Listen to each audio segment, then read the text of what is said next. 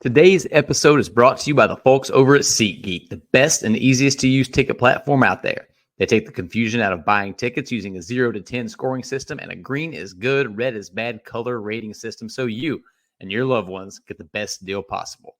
So whether it's going to see our beloved Redlegs at Great American Ballpark, the Bengals over at Paycor, FC Cincinnati, one of the area college teams, or pretty much anything in between, use promo code Riverfront at checkout and receive $20 off your first order. Click the link in the show notes to download the app and get started. That's Riverfront, one word, for $20 off.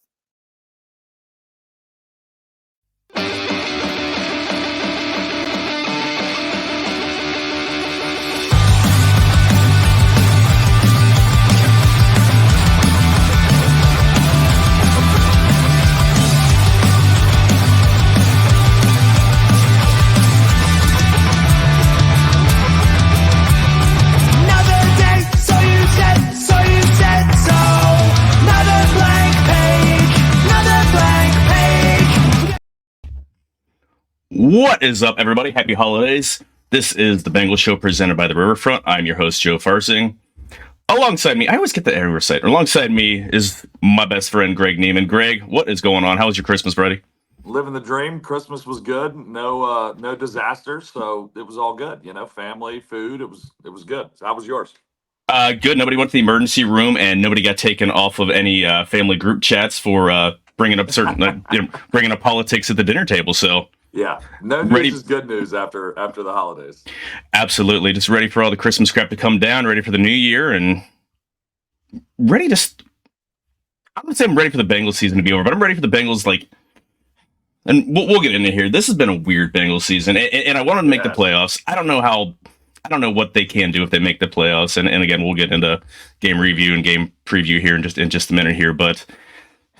ready to flip the page and start a new year. This last year wasn't bad, but I'm ready for this team to be defined or get the answer. You know what I mean? Kind of how it feels. There's been a million different answers this season, so it's just been kind of crazy, like you said. And there's still a lot of unanswered questions out there as well. So, yeah, for sure. If you guys are watching on YouTube, again, like and subscribe. If you guys are listening on the audio feed, please go to youtube.com/riverfrontcincy. Give us 5-star ratings and all that fun crap on Spotify, on Apple Podcasts. I don't know all the things. I should know all the spots where they are. I post them all, but I don't pay attention to that. We do have a special guest with us this week. You guys know him from a long time, or old heads like me would know him from Two Angry Guys with Tom Gamble. He is on Local 12 News, Richard Skinner. Richard, Skinny, welcome. Thanks for having me, guys. Appreciate it. Looking forward to it here. We'll jump into it real quickly here. What the hell happened on Sunday? Bengals were smothered 34-11. Are they just a terrible matchup for the Steelers? Yeah, I think in a goofy, perfect storm way. I mean, it felt like Pittsburgh was completely backs against the wall. All the George Pickens stuff that was going on, that was a negative. But I think it's a case of don't count Mike Tomlin out.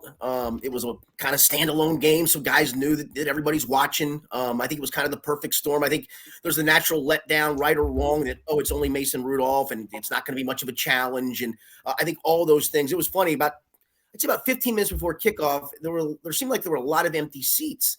And I thought, okay, well, maybe it's, they've given up on the team a little bit. It's some kind of a miserable, dreary day.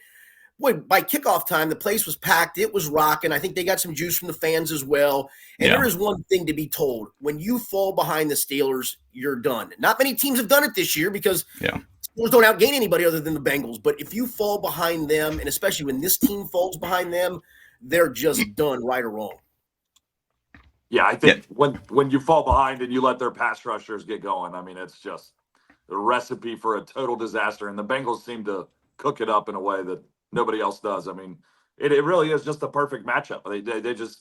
They can never get that lead and play from where they want to play from, and it ends up backfiring every time. And well, I mean, we've seen the results time and time again.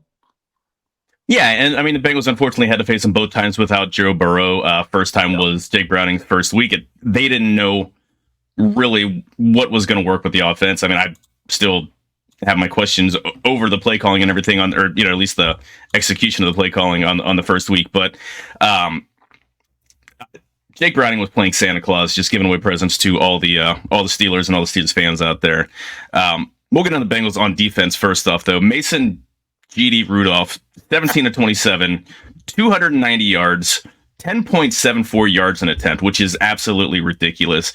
I didn't even think he looked that great, but the receivers were running routes on air all game long, especially George Pickens. Yeah, 3 completions to George Pickens go for 196 yards. Actually, his 4th catch went for negative yards. So they had almost half their offense on those 3 completions. And, the one is a simple slant that gets screwed up by Dax Hill taking a bad angle and knocking, and DJ Turner, for starters, not getting his hands on him and trying to reroute him. And then Chidobe Awuzie, and I feel so bad for him because he was playing so well before the knee injury. And he just is not even close to what he was. And twice he has man coverage on Pickens, and twice Pickens runs right by him. One where he admitted he got greedy and thought he was going to jump around at the sticks and didn't, and Pickens ran right by him. But you can't have that. I mean, a veteran cornerback can't let a ball go over his head in those circumstances. And I think it just shows, unfortunately for Cheeto, not an excuse, he just is not back to what he was before he got that knee injury. Yeah. And watching the game, when you saw the first Pickens slant, you saw that catch and it ended in a touchdown. It literally, I had the same feeling as I do every Pittsburgh game by the end of the game. It was just like, really? Like, and I had that feeling that early, and it just, that feeling never changed from start to finish in the entire game. Worst possible scenario. Yeah, worst 100%. Possible scenario, that touchdown. Yeah. Well, the week before, we talked about slow Pickens down early. If you can slow Pickens down for maybe a quarter and a half, Pickens is going to play it, all the saga was going on. He's going to play his way out of, he's not going to want to be there. And what do? We go, here you go. Here's the ultimate prize. Now you're going to play really hard all game. And it was just, it just felt, it was the most deflating, as deflating of a touchdown as you can give up, in my opinion. Yeah, and I really think that's a game that if Cam Taylor-Britt were healthy, like if he had been injured a week before and was eligible to come off, not even his coverage ability, just his ability to get in guys' heads. I mean, you saw what happened to Metcalf. Metcalf still had a decent game statistically, but he can get guys, he can screw with guys, and someone who's volatile and can mentally check out, like, that's the game for him, and he wouldn't have blown the coverage. I don't know whether to have the Cheeto discussion, but he's free agent after this year. Did they even look at bringing him back as a reserve? Because going forward, even before Cam Taylor-Britt got healthy, it was DJ Turner and CTB as the starters. Did we bring him, like, the Bengals even look at bringing him back, or is it? He had the back injury as well, which doesn't help when you're trying to rehab from a knee injury, but. I think you let him test the market, see if there is a market for him. I don't think there's going to be a significant market for him. And then if you can get him back on a 1-year prove-it deal, as you're right, as a depth piece. And, maybe for him, another year removed from, or at least more time removed from that knee surgery, probably not going to get him back to the Cheeto before the knee injury, but at least gets him back to a capable cornerback and, in a backup role. And I think that's where they went with this whole year. They were rotating him and DJ, and I think it was really primarily to get DJ experience, and B, because Cheeto couldn't take a ton of snaps, and they knew it. And now they had to force the hand because of Cam's injury. And I'll be interested to see on Sunday. I'm going to guess that it'll be DJ and Cam as the outside corners, and Cheeto maybe getting a handful of snaps. I just think the torch has passed. But to your question, I think you let him test the market, and I'm sure he'll want to test the market too. I just don't know what that market would be for him. I don't think it would be very significant. I know this is crazy, but I'm going to say it. I think it all comes down to money. I think if you get him on the right deal, if he's willing to come back for that 1-year, deal on a prove-it deal, it makes perfect sense for both sides, in my opinion. But, of course, it comes down to numbers. He's got to be willing to, come to a certain number that I would think is not very high. I just don't see this as a high-dollar deal. So if the numbers work out, of course, it can all work in the end. But amazing to me, it all comes down to money. Shocker, I know. I never would have thought. I thought loyalty was the only thing that mattered in sports. It's going to be interesting, and this is looking too far forward. Season isn't over yet, so we don't really need to look too much into free agency in the draft. But the Bengals are going to be set at starting cornerback, or or at least the outside corners. Hilton is a question mark. He's a free agent. He has looked his age at times, and then he's looked like vintage Mike Hilton coming off the edge and taking down linebacker or running backs that are 40 pounds heavier than he is. I think they definitely would try to keep him around. Jalen Davis is his backup, and he really hasn't gotten a whole lot of run. They really like him, but he had one snap on Sunday or Saturday. God, this week is totally screwed up. Are your guys' internal clocks messed? I mean, having the games on Saturday, Christmas on a Monday. It's Friday already, and I have no idea what day tomorrow is supposed to be. No, I thought yesterday all day was Wednesday until I realized it was Thursday. I mean, I'm serious. Starting with that Monday night game in Jacksonville, for me, it has been a whirlwind. It feels like you came out of that Monday night game and boom, here's a short week, and then there's another short week, and then the holiday, and oh yeah, there's a team I have to cover in the middle of this holiday. And, oh wait a minute, they are playing on a Sunday for a change, but then oh yeah, great, that's on New Year's Eve, so it's been weird.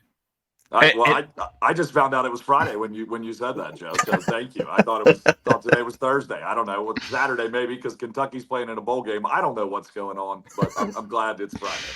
I mean, daytime football on a Thursday afternoon. We were out and about and watching the game at like 3:00. Like it's just. I like my Sunday games at 1:00. I wish that's the one good thing when the Bengals were irrelevant. They would play 15 games at 1:00 on a Sunday. And the only games that weren't were West Coast game. You know, they weren't getting any prime time. They weren't getting Jim Nantz and Tony Romo, which was another positive. But again, you look going back to the Bengals on defense.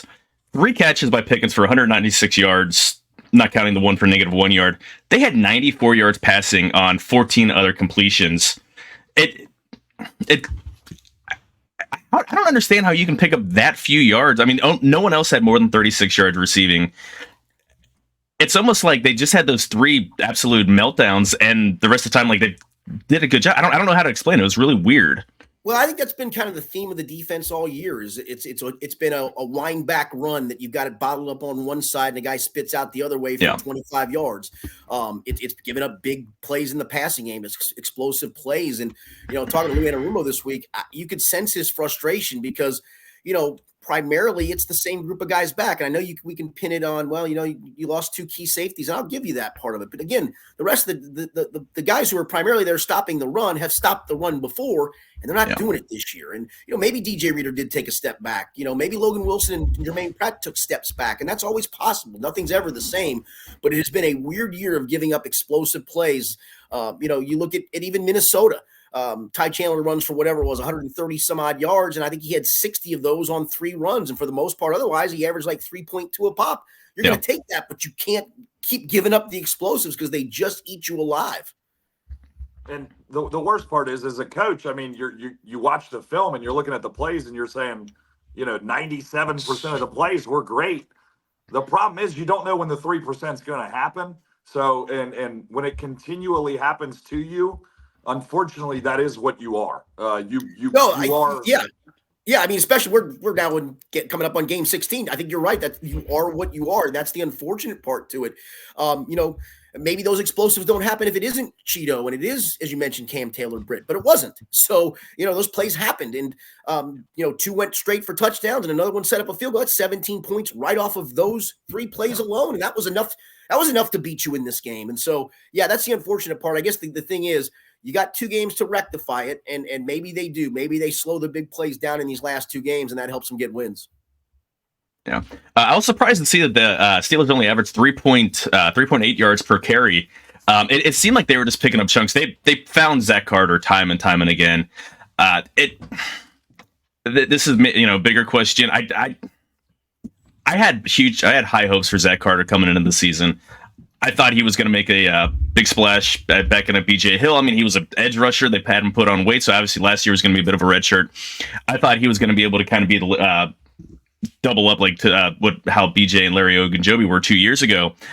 He's been a disappointment, and it seemed like they played him a lot more last week, especially in run downs, when he hasn't been able to hold up and run all year long. Outside, actually, I will give him credit against Minnesota on the 4th down run. Yep, he was the low man, and he blew that play up. He blew the center right into Mullins, and he couldn't get any forward momentum. But I don't want to put everything on one guy. It's more of they were a bad run defense with DJ Reader, and you lose your best run defender, and it's not going to get better. But I was really surprised that it was only 3.8 yards a carry. It was, I guess they were just more efficient than anything else. When they needed 3 yards, they'd get 4. When they needed 2 yards, they'd get 3. Yeah, exactly. And to your point about Zach Carter, I mean, when we saw him for the first time in the offseason, those of us that cover the team, I mean, he looked noticeably bigger. It was like, okay, this is a guy who's going to be a 3 technique. He's going to fill that rotational role, to your point of Larry. And that's exactly what it felt like. This is going to be either he's going to be the BJ Hill to BJ Hill being Larry Ogunjobi or vice versa. And it just hasn't come to fruition. I mean, if you go back and relook at the tape or look at the Minnesota game, there were just a couple of times where he got turned totally out of the hole by a blocker. I mean, almost to the point where you don't have to know anything about football to go, boy, look at that guy getting moved. And I do wonder, to your point, I thought we'd see more Jay Tufele against Pittsburgh. Yeah.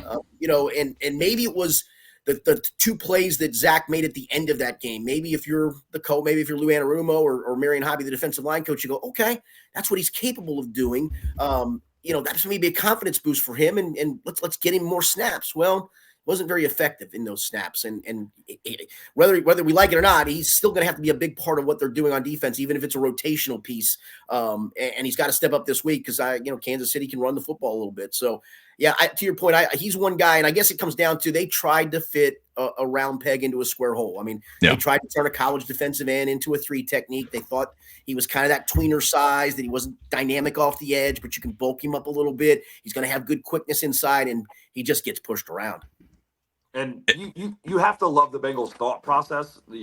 Putting an edge rusher on the inside, he's big enough. I mean, it all makes sense on paper. But I going back to the run game, the run game to me felt efficient because the pass game was efficient.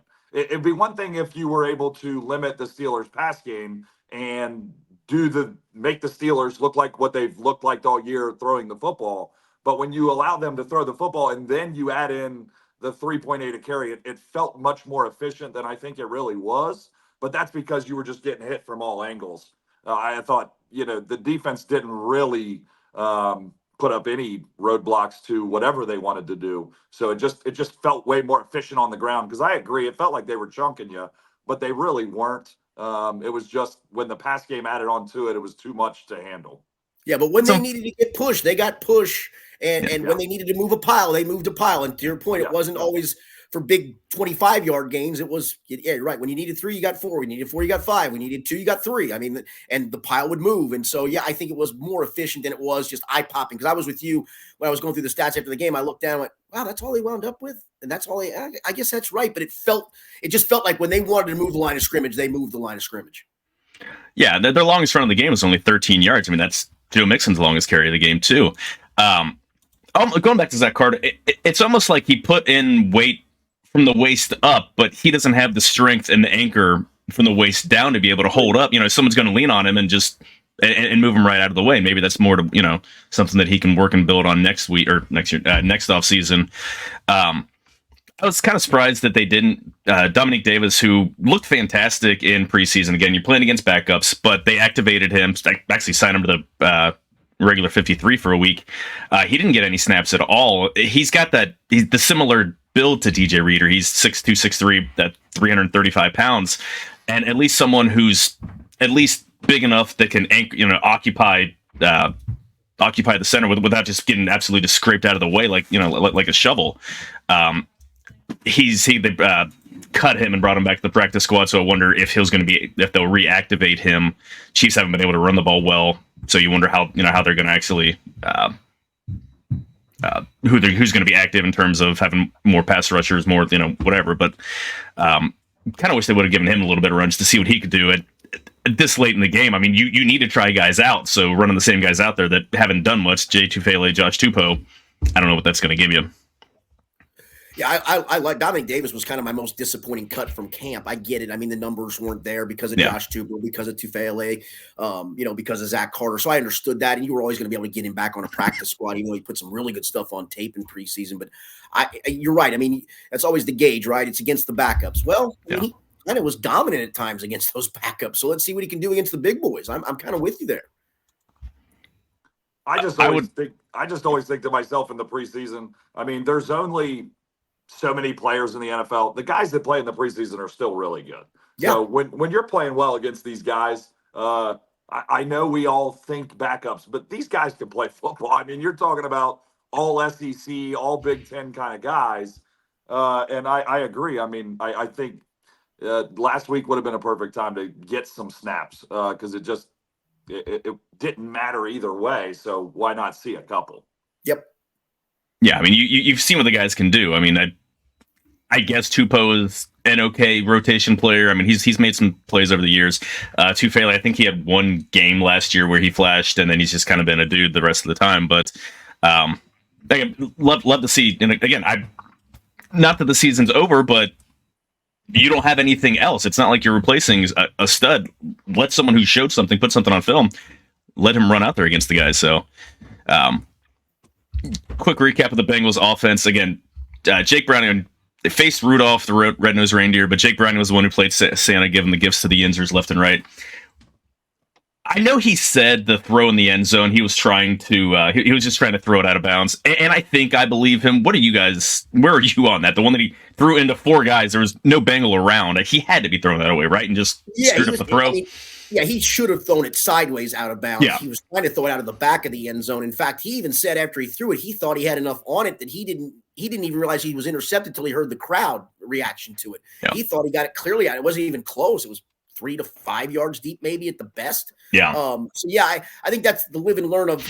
I get, a lot of times down in the red zone, you're just going to sling it into the stands and all those things out of the back. But he was kind of just flipped it. If you're going to flip it, you're already out of pocket. There's no right. grounding situation. Just throw it sideways out of bounds, and that's an unfortunate live and learn because that was a momentum killer a little bit too. Because they score quickly. You put together a good drive. You were almost guaranteed 3 points where you were. And that would have at least been some kind of an answer, but that felt so deflating that because it was nothing that Pittsburgh had to do other than catch the football. There was nobody else around besides Patrick Peterson. So yeah, that one was weird. I do believe him. I clearly believe him because I just think he thought he got enough on it and he didn't even come close to doing it. I believe him. The problem I have is I feel like you throw it out of the back of the end zone when you're in the pocket and you're worried about you're worried about intentional grounding. The red zone is the one time you could throw it through the back of the end zone and you're safe. You get a free intentional grounding essentially. I don't know why you don't throw it in the third row of the stands. I really don't. It doesn't make sense to me. I don't know the back of the end zone situation. I mean, there should have been a chain guy that just got drilled with a football. Yes. I mean, I don't. Other than that, I live and learn. But my goodness, sometimes when somebody says the stove's hot, just say yes. You don't have to put your hand on it. That was such a bad mistake. I mean, it did hurt. I get it. He's going to live and learn. But that one was tough. I mean, there's I could have thrown it out of bounds. So there's just so much. I say I don't need much skill on that rollout. Throw it about 4 yards forward, out of bounds, sideways. It doesn't take a whole lot. Yeah. You glance over, you find the line of scrimmage marker, and just flip it underhand. Like, who cares? You don't have to make it look fancy. He doesn't. I mean, we know he doesn't exactly have a strong arm, so why are you trying to chuck it? I don't know. Yeah. The more concerning plays are the interceptions that he keeps throwing to. It's just bad decisions more than anything else. That was a brain fart. The ones that are more concerning. He seems to struggle to see linebackers dropping into passing lanes. He threw another interception like that this past week. I mean, he had 3 total, but those are ones that obviously he's going to, when they go back on Monday and study the film, he's going to see those. But those are ones that he's seen in high school, seeing a linebacker dropping in the coverage. Those are the ones that make, there was all the talk that, someone's going to try to trade for him. They're going to trade a high value pick for him in the offseason for the Bengals. Like, no, these are mistakes that you can't have a starting quarterback. You're not going to give up assets for a quarterback who struggles to recognize dropping linebackers into throwing lanes.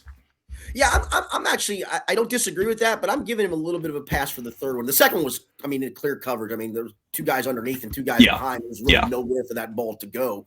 The third one, I'll be honest, at the snap, I had my binoculars on and I saw Highsmith had his hand in the dirt. And I'm just kind of watching the tackle. I was like, boy, him and Watt coming off the edge are just going to kill this kid.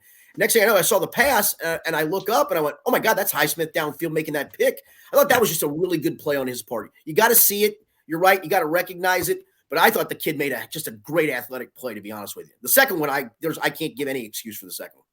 Yeah. Well, and that whole go ahead, Greg. No, you're good. Go ahead, Joe. I would say, and that whole drive where he threw the one to Highsmith, that drive just got taken completely off the rails by Jonah Williams. Yeah. Had holding on first down, and then false start the very next snap, and then 2 plays later. Yeah, I mean Highsmith. I mean that's good job disguising coverages and an edge rusher dropping in. So yeah, I do agree with you. I'll give him a little bit of a pass there. I mean that's Steelers always have fantastic edge rushers and linebacker play, and someone just making a great play. So I'll give him a pass on that one. But back to your point, Joe. Joe, back to your point though too. And again, so I am giving him a pass for that one. The second one I can't. But it's been at least one in all the games. I like Jake a lot. I think Jake has proven now that you've got a capable backup quarterback on your hands. But it feels like it's been every game there's one. The funny part is these other games he's bounced back in just heroic ways from the interceptions. And, the one against Minnesota is like, okay, that's it, ball game over. And then comes the fourth quarter where he rises up and throws for all those yards and they come back and get the victory. So great quarterbacks, Joe Burrow is going to get picked 10 to 12 times in a season. Jake Browning's on pace if he was going to play a whole season, get picked, 15 to 20 times. You can't have that. Yeah, yeah, completely agree. T Higgins picked a good game to pick his game up. 5 catches, 140 yards. Did have that 80-yard catch and catch and run touchdown. Where do you? And I'll ask you since you're on the team. Have you seen? I mean, I can't think of anybody that's had this much of a roller coaster season for the Bengals in a long time. I mean, came into the season with so much hope, and then there's disappointment that he didn't get the extension done before the season. It's just been up and down, kind of brain cramp drops. He missed a few games. I mean, there's legitimate concern about his durability, and it has to be an absolutely frustrating for him because I mean we know the guy's a great guy. He busts his ass, so I'm not going to say it's a matter of effort, but is it in his head? I mean, Jesse Bates talked about it. I think they share an agent, so that's always been my question. Jesse Bates admitted that him not getting an extension going into his 4th year was bothering him and was in his head, and he kind of attributed his kind of roller coaster or his subpar play to that. Do you think that that's part of it, or is it just something else that just? Yeah.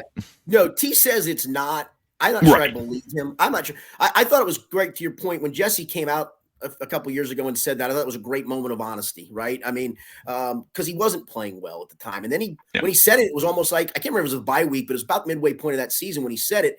And from that point forward, he balled out through the playoffs and, unfortunately got tagged. But I think at that point he understood how the game was going to be played. And to his credit, he played great in the tag year. And now look at him. He's going to maybe be an all-pro this year with what he's done in Atlanta. And absolutely. Good for him. And I do think there was something in that for T. I think also the injury situation probably factored into some of that too. But you're right. The drops were like, that's not you. That's not him. I mean, receivers are going to drop some. He dropped a lot. He dropped a lot of one wide open ones. And go back to the Minnesota game. The first pass thrown his way in the Minnesota game, he dropped. And then maybe at that point he just said to hell with it, because from that point forward, the rest of that Minnesota game and the Pittsburgh game, that dude is balled out. I mean, the incredible catch to tie the score against Minnesota, had another fourth quarter touchdown, had the catch and run in this game. I don't think of him as a burner, but he ran away from people in that 80-yard catch against Pittsburgh. And so I whether he says it or not, I do think it has affected him without a question. And I get it. I mean, if Joe Burrow hadn't signed the guarantee and maybe this contract discussion had gone long term and suddenly Joe's injury pops up like it does, where do those contract talks go? I think they go somewhere, but I don't know if they go to where they eventually went to. And so for T, I think you do play trying not to get hurt, right? And it's in your head of, I got to catch this ball because if I don't, it's going to cost me money. I get all those things. So I do think, to your point, I think it absolutely had to be a factor for him. In no way, I want to be clear on this. In no way do I blame T. Higgins. I think every single person in America, if I told you next year you may not have a job, you're to say that it doesn't bother you and you're going to do that's insanity. It's going to bother you. I think T's given his absolute best effort. I don't think he's let it affect the way he tries to play. But as a person, it is going to affect you for sure.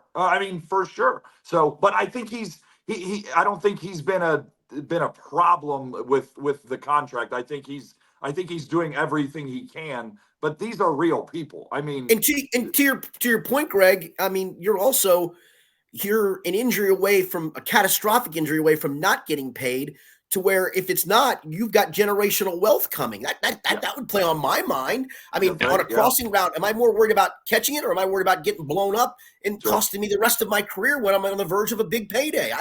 That's just a human response. And unfortunately, you're talking about T. Higgins, who's been involved in situations where we've seen crazy things happen. So it's not like this is, I mean, he literally had to deal with that. So, you know, to say it's not on his mind, I mean, these are real situations. Yes. I mean, this is real life. Like, this is not a story. So, and I want to be very clear that in no way do I blame T. Higgins, or I'm not saying anything bad, but yes, when you don't know what your job is next year, it's going to affect people. Yeah, and by no means am I gonna say like I'm all for these players trying to go out and get every single penny. Like, especially in football, you've got such a short window of your career to make as much money as possible. They're not guaranteed, which is absolutely it's still asinine to me that in a sport as violent as football, they haven't been able to have guaranteed contracts. I get that owners don't want that because guys get hurt and then you're out all that money, but that's the risk. That it still floors me to this day. But his agent is, and I always pronounce his name, Mulligetta or Mulligetta? David Mulligetta, yes. Mulligetta, okay. You wonder if he's starting to get it. I mean, he gets his guys paid. I mean, Jesse Bates got a hell of a nice contract, but at what point? I don't know. I don't think ultimately he gets his guys paid, so he's not going to lose any. Not going to lose any clients, but it kind of sets a bad, or it's got to put him in a bad light, kind of like how everyone looks at Scott Boras in baseball. That when if you're a team's front office and someone's represented by Mulligetta, that guy's going to free agency. You're not going to be able to extend it long term. I don't know if I'm not in on these contract negotiations, and again, these players should get every damn penny. Unless your name's Deshaun Watson, you should get every penny that you can get. Yeah, and I think for him especially, and I don't consider him a number one. I'll give you a 1A maybe. I think he's a perfect number 2 and a great number 2. And we saw this with Marvin Jones, right? Marvin Jones wanted to get paid like a 1. Detroit was willing to pay him like a 1, so off he went. I think that's for T. I think he wants to be paid like a 1, and it's just not going to happen here. And God knows where the market's going to go for wide receivers when the Justin Jefferson contract is signed. And you obviously have to extend Jamar. It's just it's the fact of this world. It feels like we've always talked about quarterbacks on rookie contract and the window there. I think we're going to get to the point of wide receivers on rookie contracts, and then you cycle back through again. Maybe you keep.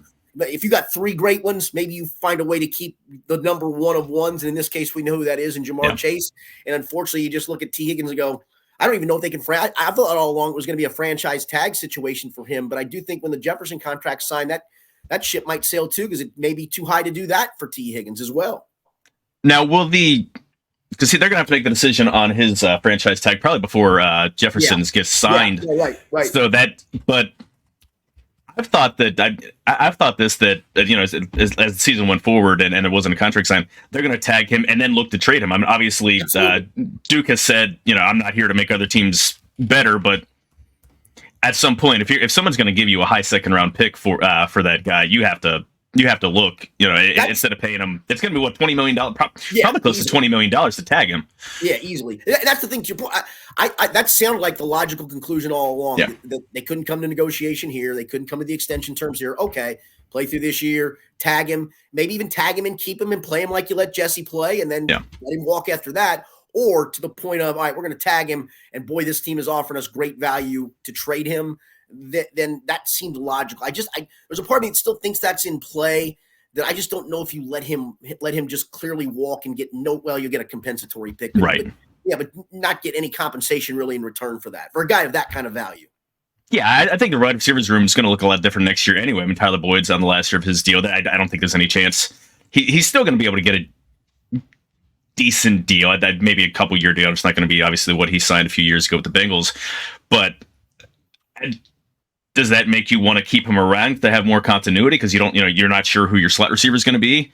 Or do you just, I don't say blow it up, but I mean, you drafted 2 guys last season to fill spots, and you just gonna not give them the spots, but I mean, go in assuming that it's Yoshivasa's job to lose for the other outside receiver and Charlie Jones on the inside. So it's interesting to see what they're going to do.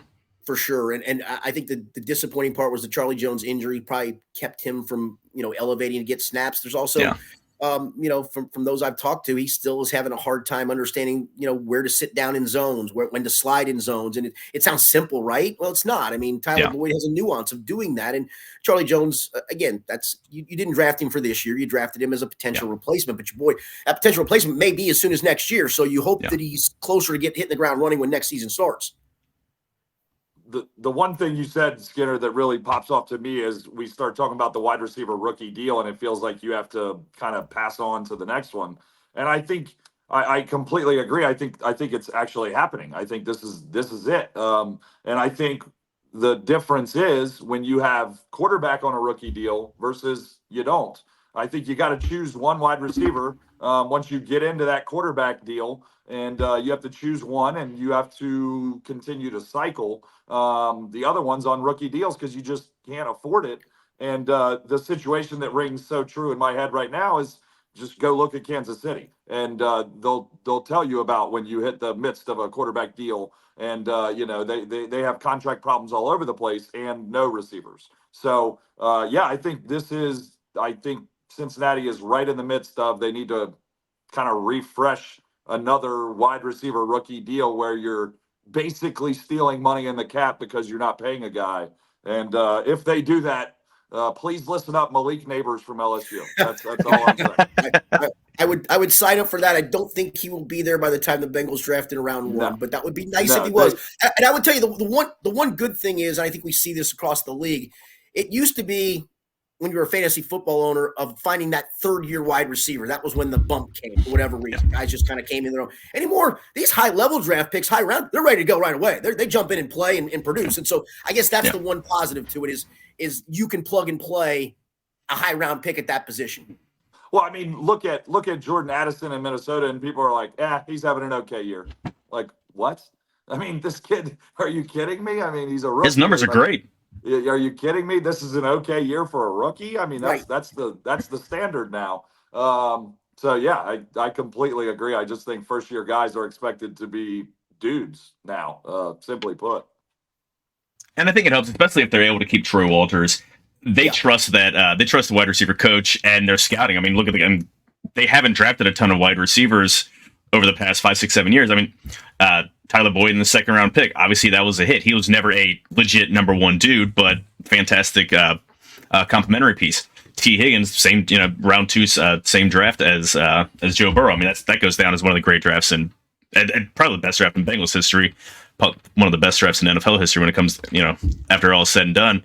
And then hitting Jamar in round 1. So they can trust their scouting and their staff on that. I mean, Yosevich has looked ready. I mean, they thought he was a project, and he's looked ready to go since the jump, and he's done nothing but make plays and be I don't want to say a finished product, but I mean, he looks a hell of a lot closer to being ready to be a legit impact player than anyone would have thought that he was going to be coming out of a Ivy League school this year.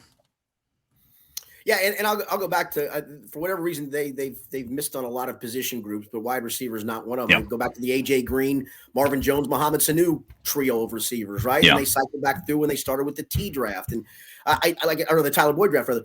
Like I said, any more of these wide receivers come out of college, that's the one. But while we can't gauge any of these offensive linemen that come out of college anymore, I don't care what we think of them. It's just so hard to project these guys any longer. Wide receiver though, you can project a lot of guys these days. Except for John Ross when Kansas City picks. Now, granted, he got screwed because Marvin buried him. But again, when you look at the very next pick, Patrick flipping Mahomes, but that's even with the John Ross pick, you do have to give the Bengals credit on wide receiver positionally. I mean, they've been not just singles hitters. I mean, they've been home run hitters when they've gone wide receiver. I looked through a few months ago. I looked through the entire history of the Bengals from the very first season on, and there have been, I think, maybe 2 seasons in their entire 56 season. How many? 68. So 56 seasons. I think there's been. So there's been 2 seasons where they haven't had a wide receiver that on their roster that made a Pro Bowl as a Cincinnati Bengal. So even Paul Brown days all the way forward, they can pick receivers. So we'll give him credit there. I did skip over this and meant to ask, what was Jake Browning doing on the Yosevas no catch? They ran to the line, and then he's checking, and like I'm screaming at my TV, snap the flipping ball, just take a knee, just spike it. I don't care. Zach fell on that sword. Yeah, Zach fell on that sword. Yeah. He said he told him in the headset to get out of the play. I don't know if I buy that. I don't. I think it should have been screaming the opposite of running. Teams have automatics in that circumstance. The automatic might just be turning hand to the running back or sneak forward just to get the snap off, because that was a big overturn, to be honest with you. So I'm gonna have to take Zach at his word here, I guess, because he's the one that took the blame for this. But I'm not so sure that was all Zach. I don't. At what point are these teams going to figure out when it's clearly not necessarily not going to go in your favor, but when it's up in the air for something you need to have? I mean, hell, just false start. I don't care what you do. The snap is more important than anything else at that point. I don't care if you lose 5 yards. I really don't. 1st and 15 after a monster play is way more important. When are teams going to really figure this out? I mean, I do not care what you do as long as you don't turn the ball over on that play. You just need to snap the ball and make it official. You mentioned before, Greg, Kentucky's playing in a bowl game right now. I got it on in the background. First half, Clemson had a play overturned in which they had a guy that looked like he didn't catch it along the sidelines. They ruled it in. Clemson then subs, which allows Kentucky to sub, and they can take their sweet time to sub. And by the time they did, the official said, let's go look at the review. And Clemson had a first down overturned. So to your point, just do the automatic snap the daggone thing. Just spike the damn thing like it's trying to kill the clock. Yeah. It's one of those that just dozens upon dozens of just plays that are just frustrating, and you want to throw something at your TV, and you're like, again, good on Zach. I mean, there's a reason players love playing for Zach, and I think he really is a good coach, regardless what you think about play calling. He jumps on those grenades, but yeah, and it's easy to say, this is what they need to do, but you have to coach it. So, you really have to coach the situation. If you don't coach the situation, then how am I to blame Jake Browning when I haven't specifically been told in that situation? So to me, I put it all on the head honcho. To me, I mean, and I'm not blasting him. I think that's where it lies, and you live and you learn and you move on. But that's where I would place the blame, quote unquote, if it was going somewhere. Yeah. And the other questionable call for me was 4th and inches from the 5. They threw into the end zone. I mean, they had 2nd down and a yard, and they weren't able to pick up anything outside on the 3rd down carry. They ruled short. They tried to review it, and it looked like he kind of got hosed on the spot. But your thoughts on throwing into the end zone on 4th and inches? Well, to me, that's kind of what I wrote my column about after the game was that play, I think, defines this year for the Bengals against AFC North teams. They just aren't physical enough. They don't trust their physicality. They get out physicaled. And, we talked to Zach a few weeks ago, and he made a point to us, and he's right. Their goal was to be something different than an AFC North team. All the others are physical. They're going to line up and pound it. They wanted to be a finesse, Joe Burrow in a shotgun, 5 wide or going empty, and we're going to do it differently. And to their credit, it has worked for the most part. But, this year, there's no question if they don't make the playoffs, we can point to Joe Burrow's injury and the injury issues early in the year, and that's more than fair. That's not an excuse. There's facts involved with that. But 0-5 against the North, I want to throw Tennessee in there because they play a similar brand of football, which is line up and be physical. So that's that's six of your losses against teams that literally just lined up and were tougher than you at the point of attack. And I think the 4th and inches, it came after Joe Mixon got stuffed on 3rd and a yard. He moved it a little bit to make it more 4th and inches than 4th and a full yard. But at that point, I mean, if you can't move the pile there or don't trust that you can move it there, that tells me all I need to know. And so I think they didn't trust that they could move the pile a half an inch, that they thought they could throw it. And unfortunately, Steelers called a zero coverage blitz. And before Jake Browning could look up and find T. Higgins going to the pylon, a dude's in his face and he has to throw it quickly and it falls incomplete. But I think the storyline of that is they just don't think they're as physical as the other teams in the North. And they haven't been this year, and it's come back to bite them in the ass. So let me ask you this, and a lot's been made this past week. Yeah, they're 0-5 in the division. They're not physical, and I'm fine with them not trying to be this 1980s, 1990s AFC North, AFC Central, just pound the ball, tough in the trenches. They were 3-3 to the division last year. In 2021, they cleaned house in the division. you don't need to play that kind of ball. Like I'm fine with them being again, finesse makes it is almost kind of derogatory when people use it, but that's probably not a fair term. But yeah, that's just kind of more open, more wide open. I'm completely fine with that. I don't know, where do you guys stand on that? I mean, there's more than one way to win a game, and the teams that win aren't the ground and pound teams when you see at the end of the game. It's efficient quarterback play. Now, I would tell you, I'd rather line up on 4th and inches and run the football or sneak it forward. Absolutely. Absolutely. I think to Zach's point, he wanted to do something different. He wanted to build a different team. And the last 2 years, you can't say anything other than it was a huge success doing that. This year, it wasn't. And maybe it is a one-off. And I didn't even think about this till I think Lou Anarumo or Brian Callahan brought it up to us the other day. I think it was Brian. And it's not an excuse. I mean, Joe Burrow in Cleveland was physically compromised in week 1. In week 2 against Baltimore, he was a little bit better, but a little physically compromised. The next meeting with Baltimore is when he hurts his wrist. He didn't play either of the Pittsburgh games. So in theory, you didn't even have a fully healthy Joe Burrow for any of the 5 AFC North matchups. So how much does that factor into the equation of those losses too? Absolutely. And I mean, when Burrow went out, he threw a touchdown pass to put them ahead 5 minutes before halftime. So it's, again, they weren't going to go 5-0, 6-0 in the division this year. But I mean, if they can go 3-3 in the division every year, I mean, you see what they're doing to the rest of the NFL. They're 5-0 against the NFC, and they played some pretty good NFC teams. I mean, they pretty much ran over the 49ers, and outside of the Ravens, 49ers are killing everybody. I think the 49ers do not want to see any team from the AFC North ever again. No, but I'm with you.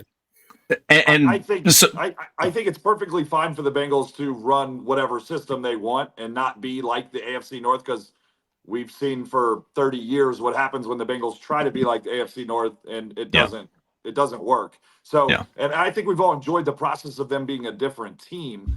The only real difference is, I mean, if you're talking about this Bengals team being 3-3 in the AFC North, I mean, you're talking about an 11-4 football team, which is kind of what I would suggest we all kind of thought was going to happen. Yeah. So, I mean, if you ever go 0-5, of course, people are going to, say, oh, that's not, you're not running the right scheme. Well, okay, thanks, pal. I mean, you're 0-5 in the division, of course. But I think if they're 3-3, I mean, we really are looking at an 11-4 team that's super solid. We're happy about where they're at. But if you're missing Joe Burrow for all this time, it doesn't matter if you're physical, not physical, wide open, power game. It doesn't matter what you are. You lose Joe Burrow, you're going to have problems.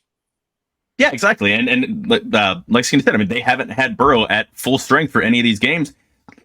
And this season has been a weird yo-yo.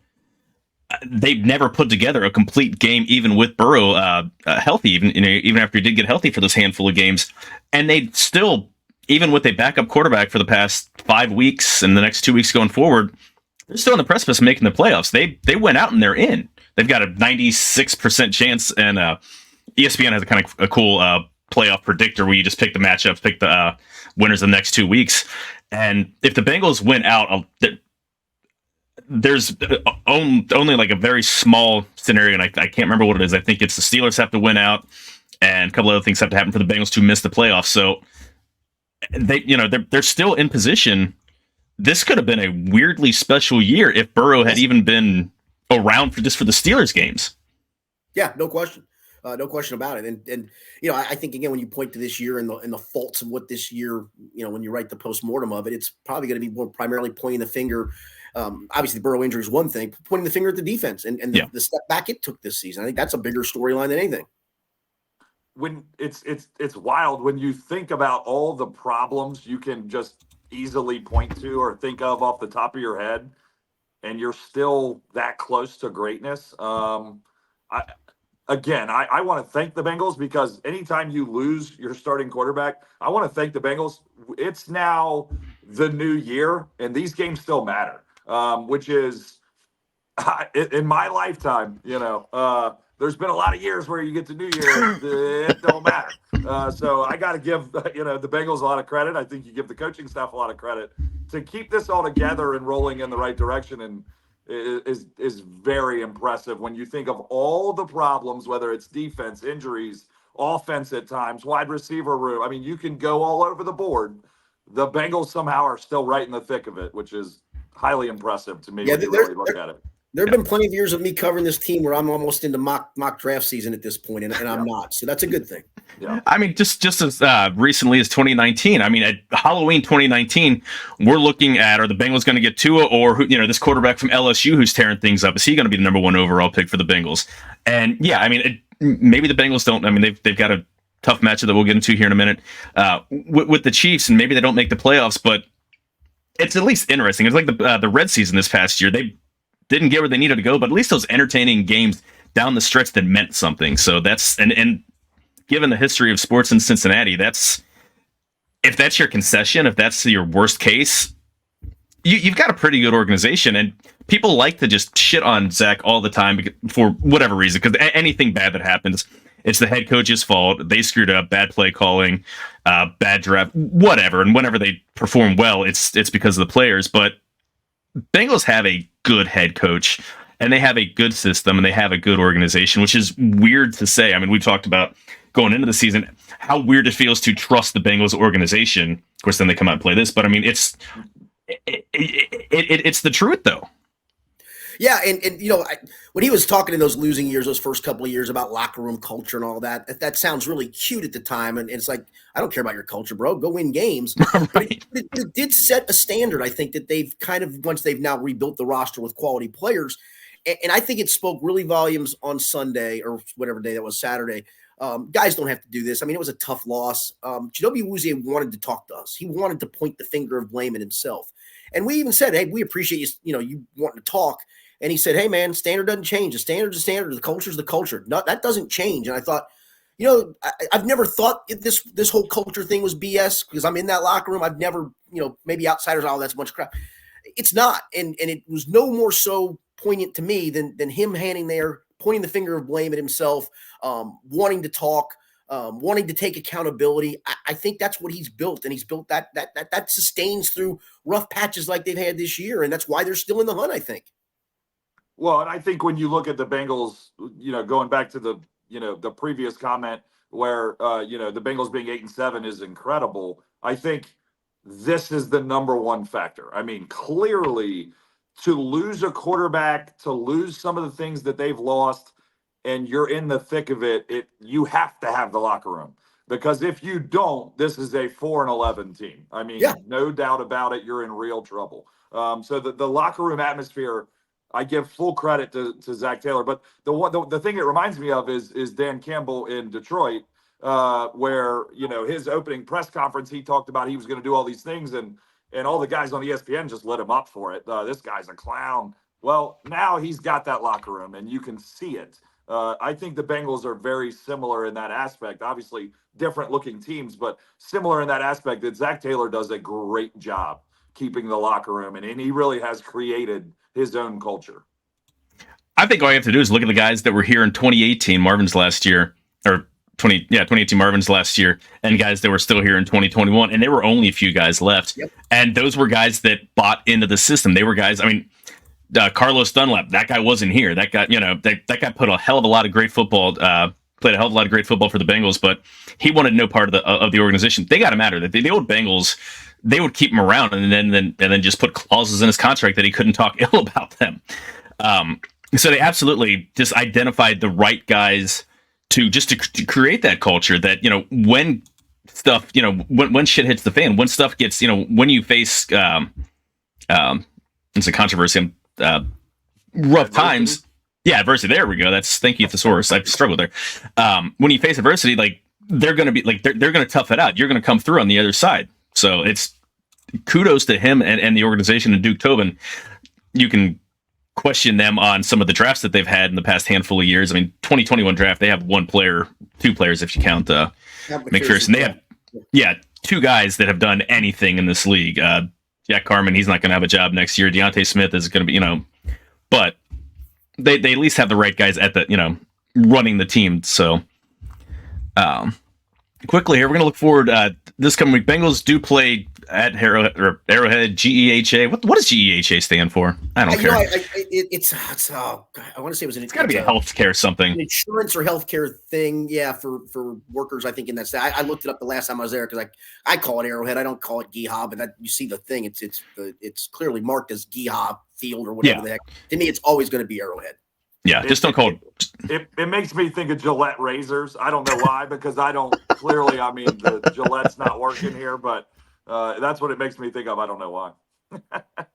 Isn't that in Foxborough? Yeah, I think so. Anyway, Bengals play Kansas City Chiefs 425. They are 6.5-point underdogs. Big quick playoff outlook. Yeah, they need to win out. They don't control their own destiny, but if they win out, it's more than likely the Bengals are going to be in. They can still get the 6th seed if things go a certain way, depending on what happens with the Bills and the Dolphins down the stretch. Injury-wise, Jamar is questionable. He was limited practice last 2 days. Looks like he's on track, but he's still a game-time decision. What's the last thing that you've kind of heard about it, Skinny?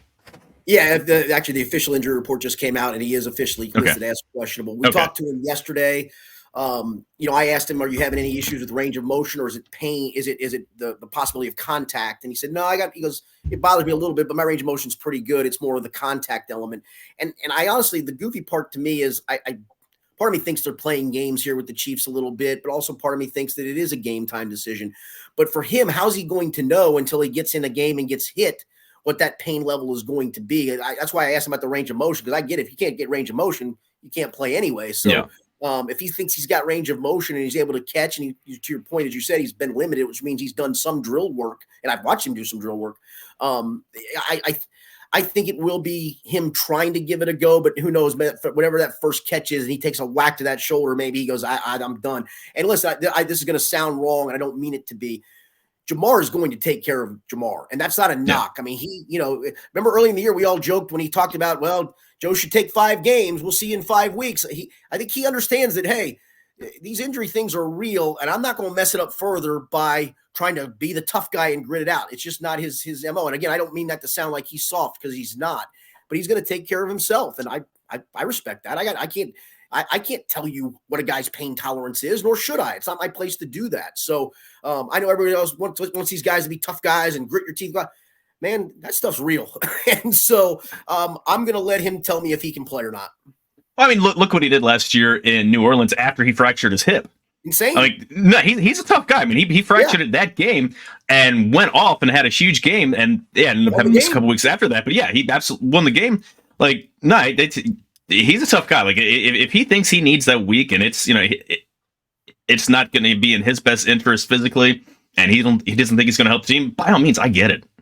Yeah, I completely agree. I fully trust Jamar. I mean, I think and this is the good part about this locker room and the Bengals culture is I trust these guys. And I think actually when you look at the Joe Burrow situation, I think we all would agree that we wish he would have taken the games, would have taken the 5. I don't want Jamar out there if it's going to be something that could lead to a problem. I really do trust these players because of that culture, and they want to win. There's no question about it. These guys want to win badly, and I love them for it. So to me, I completely let him do what he needs to do. I want you long-term. I want you're a franchise guy. Make the right choices, and I think they have so far. I do think him kind of running off a little bit of the mouth about the Chiefs secondary gives you a little bit of a hint that he wants to play, that he's if there's any doubt at all, he's going to be out there. So that's when you don't want to duck and run from, man. If you open your mouth about it, you better go stand up for it, right? Exactly. At least be there, in uniform and play the first series. If it hurts and you got to come out, you got to come out. Fine, but yeah, you're not going to run your mouth and be like, oh no, I'm. If you're going to talk about it, you better be about it. Yeah. Exactly. Cam Taylor-Britt designated to return this week. He should be good to go. We'll go. Any reason to think that he's going to be anything? Yeah. Any reason to think that? So he's like no limitations at all. I mean, they said he looked like in what he was doing, like he looked like he was ready a couple weeks ago if he could have. Yeah, so in Zach's press conference, he said we need to see him go out there and run around. Lou Anarumo told us the same thing on Wednesday when we talked to him. And so after practice, Cam came in, and about 5 or 6 of us go up to him to ask him how it went. And I said, so when are you going to deem yourself ready? And he says, Don't I look? I look ready, don't I? I was out there running around. I'm ready. And I said, well, Zach said you needed to run around. He goes, bro, I ran around. I'm ready. I thought, okay. And he deemed himself ready. As you saw the last couple of days, he was a full go. So I think that's all they needed to see is just make sure there's nothing lingering, probably for him too, from a mental standpoint, make sure, there's no lingering situation from it. He even talked about, he thought he might've been able to come back last week. He couldn't, obviously, because of the IR rules and limitations because of that. But if he was feeling that good last week, another week on top of it, and it's a key. I mean, does he travel with Rashee Rice? And if so, that shuts down their only legitimate receiving threat other than Travis Kelce. Yeah. And going forward, looking at the Chiefs injury report, they got a lot of guys that are injured and banged up. I haven't seen has their injury report come out yet for the day? I know they're an hour behind. It is not. It usually when the Bengals send theirs out about 20 minutes later, they'll send both teams out. So it's kind of the Bengals send one, and then the other team, I think because of the time difference, they're an hour behind. I guess they get a little bit of a grace period there, but it probably won't be too much longer for those on the lookout for it. Yeah. Cornerback Ladarius Sneed has been out all week with a calf injury. Isaiah Pacheco with a concussion in the shoulder. Did you see the game when he got when he got the concussion? I did. Oh, I mean, man, get helmet yanked off for like the second time in 2 drives, I think. Yeah. And then his own lineman comes across and kneed him in the head, and he immediately grabbed his head. And then the poor guy goes to the sideline, goes to sit on the evaluation table, and the table collapses underneath him. Like, this isn't a Chris Jones, someone 300 pounds, or a big 350-pound lineman. This is a 200-pound running back that sits on the table and it just collapses. It's one of those signs. It's not your day when that happens. So, right. To me, it was the perfect depiction of the Chiefs season. There's a table there, something you think's going to be sturdy, and you can guarantee when you set your food on it, it's going to hold it. And next thing you know, your food's on the floor. I mean, it was the perfect picture, and I've enjoyed the Chiefs losing. It's been amazing to watch. I like Pacheco, so I feel bad for him. I think he's at least the only good player to come out of Rutgers since Ray Rice. But I'm not sad to see it was kind of laughable. You feel bad that the guy's got a concussion. Okay, there we go. I forgot I miss his mullet and that mustache. Man, that was glorious. He was the best. But it looked like one of the tables that Bills Mafia likes to slam guys through. But tackle Donovan Smith has been out with a neck injury, and Kadarius Toney with chronic butterfingers, a hip injury. Those guys have all not practiced all week long. Trey Smith with an ankle and a knee was limited all week. Clyde Edwards-Helaire, who would be playing in Pacheco's absence, didn't play yesterday with an illness. He'll probably be okay because those have been running through everyone's locker room. I would assume that Snead, Pacheco, Smith, and Toney are all going to be out again this week. They haven't practiced up until this point. I would too. Yeah, to your point, I would too. I mean, clearing concussion protocol too is usually you've got to have some small step of exercise ramped up into a bigger step. I mean, I don't even think he's taken that first step yet because he hasn't done anything. Yeah. So, with Trey Smith, guard, who's a really good player, he's been limited all week. I mean, Bengals have a chance to face a limping Chiefs team in the standings and on the field. Now, that doesn't mean anything. They could go out and Mahomes could throw for 450 yards on them and throw into guys that look like the three of us on the field, and he'll still find ways to get them open. But I think Trey Henderson's got a huge chance to feast this week, playing at least the backup at left tackle. So, quick keys to offense, or quick keys to the game on offense. They have to contain the turnovers. They cannot. Browning cannot throw the ball up 3 times. He had sacks, or he sacked by Watt and fumbled. He was able to recover it at least, but one interception, fine, but it can't be in the red zone. It can't be stupid, just kind of brainless interception. If someone makes a play and makes a hell of a play, Brian Cook had an interception against the Bengals last year that just absolutely made a fantastic play, just ripped it away. That happens, fine. But it can't be one where you're just throwing it up. Number 2, you got to keep Chris Jones from wrecking your plans. The Bengals interior offensive line has been playing a lot better. For the past month, they've been playing as well as they played all season. They need to keep it up. Chris Smith, absolutely. Alone killed them last year. Yeah, to that point, let's face it, Max Sharping was not signed to block Chris Jones. Alex Kappa was signed to block Chris Jones, and you didn't get a chance to see that in the playoffs. And Max did a great job in the Buffalo game. He was overmatched by Chris Jones, and that's what's supposed to happen. Chris Jones is an all-pro, and Max Sharping's a backup interior lineman. this is what you got Alex Kappa for, is guys like this. And you're right, Chris Jones cannot wreck this game because he's very capable of doing it. Yeah. And last year they moved him around. Granted, Bengals had 3 injuries on their offensive line, so they could line him up wherever he wanted to. But he lined up at edge a few times going against backup tackles. So he's going to get his. He's going to get a sack. He's going to get a lot of pressure. He cannot turn into Aaron Donald in the Super Bowl or what he did in the what Jones did in the AFC Championship game last year. And then they need to take advantage of a beat-up secondary. They're already missing Brian Cook from UC on IR. Jerry Sneed looks unlikely to go. They still have playmakers out there, but especially if Chase is going, the Bengals have the Bengals have a huge advantage. I mean, Browning hit 10 different receivers. He's going to spread the ball around and find guys. So this is one to where if Browning gets time, I think the Bengals are at least going to be able to do business on offense. Really depends on just what happens on defense. Greg, you want to go over defense skis? Yeah. My bad, I don't have it pulled up. Killing me, Smalls. I know. High class here. I got it. Go ahead, my bad. All good? Yeah, I'm trying to pull it up. All right, well, I'll go over here, and then you can just you can pipe in here. Yeah. On defense, they need to give all of the attention to Pat Kelsey. Who's Pat Kelsey? That was the basketball coach. Basketball coach for Winthrop. Yep. Travis Kelsey, the other guy, went to that other school in Cincinnati. They held Pat Freiermuth to the catch list last week, which was amazing when you saw how much he feasted the first game. 23 routes, 0 targets. Travis Kelsey is better than Pat Freiermuth. I think that they need to double, triple team him. They have one other receiver that can. I don't even know if you can count on Rashee Rice. I mean, he's still a rookie and he's done fairly well, but he's not Tyreek Hill or anybody else out there. Yeah, to your point on it is miraculous what they did with Pat Freiermuth last week, because the Bengals have given up more yards to tight ends than anybody in the NFL this year. It's well over 1,000. It might be 1,100-ish to this point. And they're actually on pace if Kelsey goes off and Njoku, if he plays next week, goes off to maybe give up the most of all time to tight ends. So, yeah, and to your point, I mean, Kelsey is the one guy you got to focus everything on.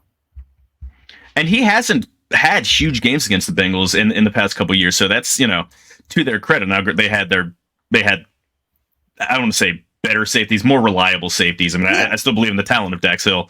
Yeah, Jordan Bell's been fantastic, but yeah, agreed. So this is a bad Chiefs offense, and he's one. I don't even want to say bright spot. It's just this is a bad Chiefs offense. At least the worst we've seen with Mahomes there. And Travis Kelsey's the one weapon or threat that you can really envision giving you problems. So but we said the same thing last week about Pickens, and then you saw how that went. So hopefully this week, slow Kelsey down early. Don't let him get started fast, and then you can live to fight your battle. Second key, Trey Hendrickson needs to get to Patrick Mahomes. He's going to be going against the rookie Wanya Morris, not the same Wanya Morris who's in Boys to Men. I don't know if that guy wouldn't be able to contain Trey Hendrickson either, but we know what Mahomes can do when he gets out of the pocket. This leads into my third key is pass rush discipline. Part of it is getting him on the ground. The other part is you need to stay disciplined. You can't. Yeah, exactly. Keep him in the pocket because we see what happens. I mean, this happens every game. This happens his entire career. He's not Lamar Jackson when he gets out of the pocket. He's got his eyes downfield, and he's going to throw the ball from some weird angle, sidearm, underarm, backwards flip, whatever. He's going to find plays that shouldn't be there, that he's amazingly able to find guys there. So it's, again, more than just getting to him. It's keeping him in the pocket, keeping him frustrated. I mean, we look at the masterclass that Bengals defense did to him 2 years ago in the AFC Championship game when they drop 8 and he's running around and he's got nowhere to throw and he can't escape the pocket. He can't run because they've got guys covered in the flats and everything to keep him from running downfield. Names have changed. Bengals pass rush hasn't been as good, but to be able to keep them in check. And again, this is not a very good Chiefs offense, but it's bad Bengals defense. Yeah, and to your point, I think the other thing is he's actually held onto the ball longer this year than he has at any time of his career, which suggests offensive line's doing some things. But also suggests to me that part of it is because he also still scrambles. We saw it in the game last week with the Raiders. I think he had 9 passes outside the pocket where he scrambled, but didn't have a lot of success. That suggests to me that he's getting the time, but he's got receivers who aren't getting any separation. And then he's having to create some things with his feet. So, yeah, you're right. If you don't allow him to do those things where then suddenly, maybe you don't plaster a receiver and they do an unscripted thing that, you did everything on script right, except for keeping him contained. If you can keep that part of it, I don't think he has receivers good enough to get constant separation in this game. Well, this is how you know the Chiefs' weapons are not good, because you talk about more time. Are you kidding me? If you give somebody 6 seconds and you can't get open, I mean, that's a long time, a long time. The other part of it is don't let Mahomes out of the pocket, because if you do, Tony Romo's going to go nuts for 45 minutes. I mean, please, for the love that is all For that reason alone. for the love that is all football, do not let him get out of the pocket and make a play, because you'll hear about it for a decade. Tony Romo loves him some Pat Mahomes, and he goes hardcore on any. I mean, maybe not as much as Mahomes, but I mean, he goes in a lot on Burrow. He goes in a lot on Allen. Obviously, we're gonna notice it, and kind of bitch about it when it's against another guy who does not lack for doesn't lack for attention. But yeah, I mean, Mahomes has 14 interceptions this year. Highest he's had. I think highest he's had in his career this far. It is. And it's 13 was the highest prior. Yeah. Yeah. And you're seeing this just the last few weeks as they've struggled, the frustration level, and they've lost 4 out of the last 6 games. I've never seen him as frustrated. I mean, we all talk about him, the crying that they did after, what was it? Buffalo? Yeah, the Buffalo game. Yeah. Absolutely, just losing his mind over the penalty. Like, it's a penalty, dude. They have to call it. I'm sorry. What happens afterwards doesn't matter. Or it's clear. Take back the pick six. Bring back the pick six that Jermaine Pratt had the next week when Trey Hendrickson was in the neutral zone. You can tell that he's. I don't want to say he's mentally not there. That's not the right word, but he's going to throw the ball for guys because he's getting pissed off. Like he was absolutely just screaming at his offensive line last week. Now, Bengals don't have the pass rush that the Raiders do. The Raiders have some dudes. I mean, everyone knows Max Crosby, but they were bringing everybody was getting in, and that tells you the state of their offensive, the Chiefs' offensive line. But I think if they can put hits on him, if Trey Hendrickson can get in there, if BJ Hill can get in there and hit him, often in the first quarter, he's going to get frustrated. He's going to start making mistakes, and he's going to start doing hero ball. I mean, that's the stuff that happens to Josh Allen. That's when he starts coming apart, is when he feels the need to have to play hero ball. Yeah, and I think that frustration, I mean, things have come so easy for him, and he's great. I mean, his arm talent's ridiculous. It's scary, but he's ridiculous. No question about it. But when things don't come as easy, and you aren't having receivers get open on time, and you can't play on time, there's the frustration. And I think, don't let him get in rhythm. Don't let him get to playing on time. Limit those unscripted plays. I think it's a formula to maybe go out there and pull off the win. Well, and I thought when you looked at the Raiders in the game, when you watched that game, when it came to the real game, when you get to the fourth quarter, and now all your special plays are out of the book, and now we're getting to the nuts and bolts of what these two teams were going to do. The Raiders brought the house and just continued to bring the house and played man on the back end and said, "Have your skill guys beat us." And they couldn't. The Chiefs failed miserably. I think if the Bengals play this correctly, when it gets to it, of course, early you're going to mix things in. When it gets late, I think that's got to be the formula, and you've got to be able to hold up on the back end for however long it takes to get to Mahomes. Yeah, absolutely. Predictions for Sunday's game, Greg? I'm going to take the Bengals in a close one. I'm thinking 24-21. I think it'll be somewhat low scoring. Don't expect a ton of offense, but I think both teams will find ways to get in the end zone a few times. So I'll take Bengals 24-21. Skinny? I think on my podcast this week, and when I put it in print later today, I had Chiefs 23-20. I mean, all these teams do is play field goal games against each other. And maybe Unfortunately, the way that last season ended was on a Harrison Butker field goal in overtime, and maybe this one ends on a Harrison Butker field goal in regulation. I don't think a win is out of the question. Again, if you were starting a year going down the list like we all do, like that's a win, that's a win, that's a loss, that's a win, this was clearly circled in red as a loss. It's funny. It feels even more winnable today, even without Joe Burrow, than it did when the season started. So yeah, them going out there and winning, they know how to do it. They've done it before. This group has done it before, but it feels like that's kind of the way this season is going to put itself out of its misery, if you will, with a Butker field goal to win it. That really is wild. That when you looked at the Bengals schedule, if there's one game you would have picked out of all of them, you're guaranteeing this is the one. You got to be right on the prediction. This is the one you'd have picked. I mean, it is wild that it's more winnable now, and Joe Burrow is, nowhere near suiting up. Right. Yeah. I have to be Debbie Downer here. I've got the Chiefs 27-21. I think Brownie's going to be able to put up some yards, and they're playing with some backups. Interior offensive line is playing a lot better. So Chris Jones, like I said, he's going to get his, but I don't think it's going to be as much of a track meet as he had last time they played in the AFC Championship game. I just think he's going to throw a back-breaking pick in the fourth quarter. They're going to frustrate Mahomes, but I think he's going to bounce back, play a little bit, play better than he did against the Raiders, do some Mahomes shit to extend plays, and find Kelsey or Rashee Rice. I'm happy to be wrong. I think the few times I've picked against the Bengals, they have won. So maybe I'm trying to reverse jinx ourselves here, but I will be happy as hell again.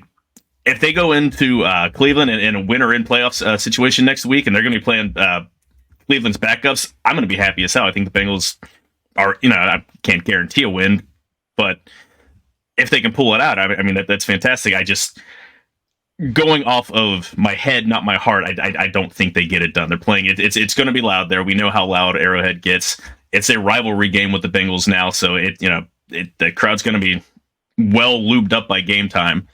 So, and Kansas City's not an easy place to play. I mean, that is one of the better places to see a football game. It's loud. How do you compare it, Skinny? Like to any other place? Like it's up there. Pittsburgh, when things are going well, like I said, that crowd last week. We all wait for the fourth quarter when they're winning and they play Renegade and they wave the towels. The place goes crazy nuts. It's clearly up there. Baltimore, again, I think it's because of the divisional foes, you get that. But yeah, Arrowhead can get up there on the decimal meter for sure. Are you a Styx fan? I am. There's a lot of great classic rock out there, and Styx has some pretty good songs. But Renegade's not one of them. Renegade is your hype song. I just like Skinner. You had to say something. I knew where this was going. I knew where this was going. As soon as you mentioned it, I was like, "Oh no!" Like I'm not a Kiss fan, so I'm not going to say they should play a Kiss song or something. I think they're the most open. But I mean, I don't know. It's Mr. Roboto is a better Styx song. Wow. No more arigato, Mr. Roboto. All right, that's probably a good place to put a pin in it for this week, guys. Any final thoughts? Skinny, I'll let you go for any final thoughts before we get out of here. Yeah, I'm with you. This win is not out of the question, and my fear is this feels like the Steelers scenario where things are going haywire for the Chiefs, and this was their get right game, and if that's the case, then so be it. But I think they win this, they do get the playoffs. I think they do beat Cleveland, backups or no backups, and so this is the seminal moment for this football team. I think regardless of what happens with the Bengals against the Chiefs, I think the one thing I want to say is that this Bengals team deserves a ton of credit. I mean, when you've been met with so many obstacles, and they haven't hurdled them all, but when they miss an obstacle, they don't shy from the next one. And I think this team has shown a lot of heart. It has not been an easy season. And, as a fan, I can appreciate an 8-7 season that really they had to work their tails off for. And I give a lot of credit to the Bengals, and I think this is just another step in the right direction, even though a lot of people might not feel like it is. Yeah, and talking about how last week was Steelers back against the wall, this week might be the Chiefs. This week is also the Bengals back against the wall too. So and they've played well with their back against the wall. With them, again, I didn't pick them to win, but it's not it wouldn't be incomprehensible if they do win. If Browning can avoid making a killer mistake, fine, make them earn every point that they get. Don't give them short fields. Brad Robbins needs to have a good game. I think he kicked pretty well last week, all things considered, but all in all, we'll be polite because we have a guest. We'll be polite and say he's been rough this year. So it'd be nice to see him kind of finish up the year strong when they do it. But it'd be nice if they never have to punt, but it'd be too optimistic. So, Skinny, I really appreciate you. I like that game plan. Yeah, exactly. Good game plan. Skinny, I really appreciate you coming on here and spending a lot of your Enjoyed it. So, hopefully have to do this again sometime. Greg, everyone else, have a wonderful, happy New Year. Stay safe out there. Don't do anything dumb. Hoo-day, go Bengals, and all that fun crap. We'll see you guys.